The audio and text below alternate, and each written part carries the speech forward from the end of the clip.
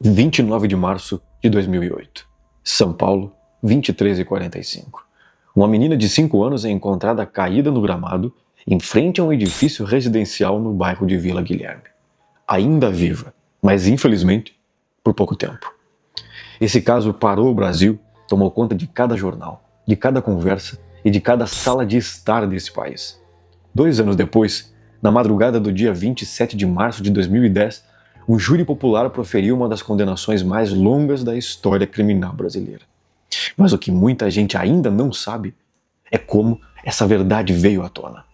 Não foi por confissão e também não foi por testemunha. Foi pela cena do crime, pelos detalhes que estavam lá, quietos, precisos e irrefutáveis, esperando apenas por olhos que soubessem os ler. E é exatamente isso que eu vou te mostrar hoje. Tratar deste crime através da inteligência visual e da sua importância em resolver o mesmo. Mas antes de entrar em cena, eu preciso que você conheça ainda mais os personagens. A Isabela de Oliveira Nardoni tinha 5 anos, cabelos escuros, olhos expressivos. Passava fins de semana alternados com o pai, Alexandre Alves Nardoni, e a madrasta, Ana Carolina Trota Peixoto Jatobá. O Alexandre tinha 29 anos na época. Filho de uma família abastada de São Paulo, ele trabalhava no ramo imobiliário. Casou com a Ana Carolina após o fim do relacionamento com a mãe de Isabela, Ana Carolina Oliveira. O casal morava no 6º andar do edifício London na rua Santa Leocádia 138, da Vila Guilherme. Naquela noite de sábado, a família voltava de um aniversário.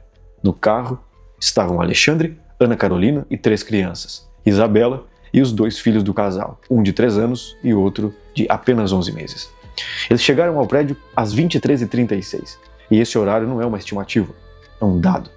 O GPS do carro do Alexandre registrou o momento exato em que o motor foi desligado. A partir daí, nós temos 12 minutos, que é o tempo que passou entre a chegada da família ao edifício e a primeira ligação de socorro registrada pelo resgate. 12 minutos. Dentro desse intervalo, tudo aconteceu. O porteiro ouviu um barulho às 23h49, como se fosse uma batida. Ele saiu e chamou o síndico. O síndico, sem entender o que havia acontecido, ligou para o Copom, que é a Central de Operações da Polícia. O registro dessa ligação está em 23h50, e no gramado, embaixo da janela do 6º andar, ainda estava a Isabela, viva, mas como eu disse, não por muito tempo. A versão apresentada pelo pai naquela noite foi a seguinte: ele teria subido com a Isabela, colocado ela na cama do quarto já quase adormecida, descido novamente para buscar os outros 2 filhos. E quando ele voltou ao apartamento, ele encontrou a tela da janela do quarto cortada e a filha caída lá embaixo. Seria uma espécie de versão de um invasor, de uma terceira pessoa. Alguém que teria entrado no apartamento, cortado a tela de proteção da janela e jogado a criança. Tudo isso em 12 minutos. Com o casal presente, com 3 crianças, sem qualquer pertence roubado, sem arrombamento, sem nenhum sinal de entrada forçada. E é aqui que a inteligência visual começa a entrar. Porque a cena do crime, ela não confirma essa versão, muito pelo contrário, ela a destrói. Os peritos do Instituto de Criminalística de São Paulo chegaram ao apartamento ainda de madrugada. E a partir dali, cada detalhe que eles encontraram foi uma camada a mais sobre a mesma resposta. E o primeiro deles é o sangue no carro. Antes de subir para o apartamento, e antes de qualquer coisa, havia sangue da Isabela no interior do veículo da família. Isso é documentado no laudo pericial. E o que isso significa? Bom, significa que a Isabela já estava machucada antes de entrar no prédio. Não foi no apartamento que tudo começou. Foi antes, no carro, ou em algum momento anterior à chegada. A coagulação do sangue encontrado na testa da menina confirmou isso. O ferimento havia sido provocado pelo menos 10 minutos antes da queda. O segundo detalhe, a tela cortada.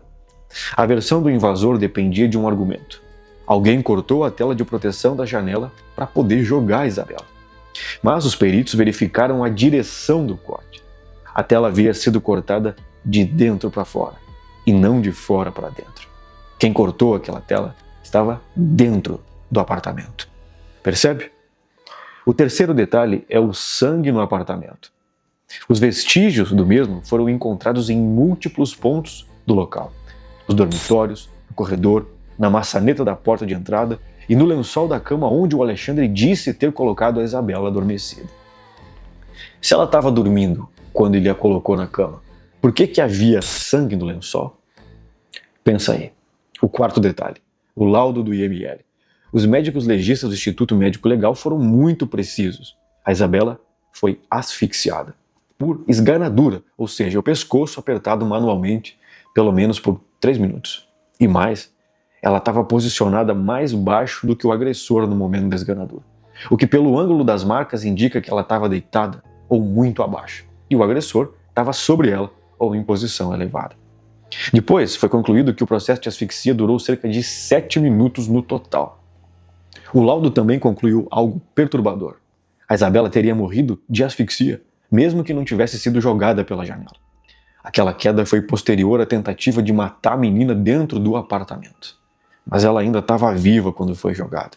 E chegou ao gramado, claro, ainda respirando. Quinto detalhe, a morfologia do sangue. Esse é o que poucos mencionam e é um dos mais poderosos a serem observados. A perita criminal Rosângela Monteiro, responsável pelo laudo pericial do caso, analisou a morfologia das manchas de sangue, que foram encontradas no apartamento. A forma como o sangue cai, espirra e escorre, ele conta uma história. E nesse caso, ela revela movimento, posição e sequência. E a leitura dessas manchas permitiu aos peritos identificar, com base em dados físicos, quem é que estava realmente em cada posição no momento em que o sangue foi depositado. Essa análise não apenas contradisse a versão do casal, ela forneceu elementos técnicos para apontar quem arremessou a Isabela pela janela. O sexto detalhe, o telefone da Ana Carolina. Enquanto a Isabela estava caída no gramado, ainda viva, ainda precisando de socorro, a Ana Carolina estava no apartamento fazendo ligações. Ligando para o pai do Alexandre, no caso o sogro, não para o resgate. E as marcações de tempo dessas ligações foram cruzadas com o registro da ligação do síndico para o Copom. Os dados batem. No momento em que o síndico já estava no telefone com a polícia descrevendo a criança caída no gramado, a Ana Carolina estava no apartamento, no 6º andar, ligando para a família. Se houvesse uma terceira pessoa, um invasor, ela estaria com eles nesse momento. Sétimo detalhe, os 12 minutos. Esse é o mais devastador de todos. A defesa do casal argumentou, em determinado momento ali, que uma terceira pessoa poderia ter entrado no apartamento, cometido o crime e saído sem ser vista. Os promotores fizeram uma pergunta bem simples. Em 12 minutos, com o casal presente, com 3 crianças no apartamento, sem arrombamento, sem nada roubado, é possível que um estranho tenha entrado, asfixiado uma criança por 7 minutos, cortado a tela da janela e jogado a menina e ainda por cima saído? Os números respondem sozinhos. A reconstituição do crime foi feita por uma equipe de 20 profissionais no próprio edifício London. O casal, claro, se recusou a participar. Os resultados confirmaram o que os laudos já diziam. A versão do invasor era fisicamente impossível dentro daquele tempo disponível. Bom, as coisas ficam completamente escancaradas, né? O Alexandre Nardoni, claro, foi condenado a 31 anos e 1 mês e 10 dias de reclusão, para ser bem exato. A Ana Carolina Jatobá foi condenada a 26 anos e 8 meses. Ambos foram condenados também pelo crime de fraude processual por terem tentado manipular a cena do crime. O júri durou 5 dias. A madrugada do dia 27 de março de 2010, quase exatamente 2 anos após o crime, encerrou com um veredito unânime. Nenhum dos dois confessou até hoje. E claro, já foi retratado várias e várias vezes e acredito que nem vão confessar, né? E o que esse caso tem a ver com a inteligência visual? Bom, tudo. Não havia testemunha do crime, não havia câmera que registrasse o momento exato. Havia uma cena com sangue no carro, com tela cortada de dentro, com lençol manchado, com manchas de sangue pelo corredor, com marcas de esganadura no pescoço de uma menina de 5 anos, com um GPS que marcou a hora, com um celular que registrou as ligações, com a morfologia de cada gota de sangue no chão. A cena falou. Ela falou com clareza absoluta, mas só para quem soube ler. E isso é inteligência visual aplicada na investigação criminal. Não é adivinhação, não é intuição, é observação, descrição, análise e aí sim uma conclusão. Ver o que está lá e entender o que aquilo está dizendo antes de qualquer palavra ser dita. A cena do crime é como uma pintura. Tudo está ali.